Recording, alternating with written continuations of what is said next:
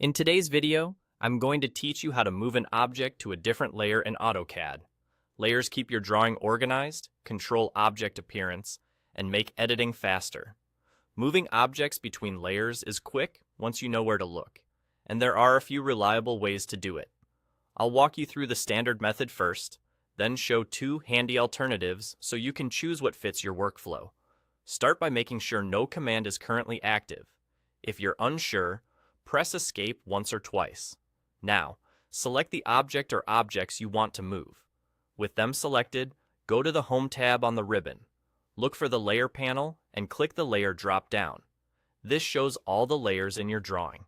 Simply pick the layer you want. As soon as you do, the selected objects are reassigned to that layer.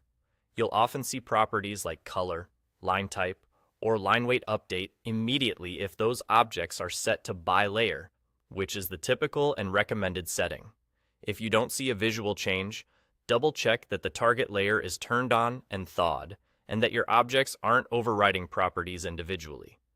Another fast method is to use the LayCur command, which moves objects to whatever layer is currently active. This is great when you're standardizing a set of items. Type LayCur in the command line and press Enter, then select the objects you want to move and press Enter again. That's it. Those objects jump to the current layer. Just be mindful of which layer is current before you run it. You can see the current layer name in the Layer panel on the Home tab. You can also move objects via a context menu. Select your objects, right-click anywhere in the drawing area, and choose Move to Layer. A dialog will appear listing all available layers. Pick your target layer and confirm. This approach is convenient if you prefer staying in the drawing area and like having a clear list to choose from. A couple of quick tips as you work. If the target layer is off, frozen, or locked, your moved objects might become hidden or uneditable until that layer is restored. Also, if an object seems to keep a different color or line type after moving, check its properties and set them to by layer so it inherits the layer's standards. That's all there is to it.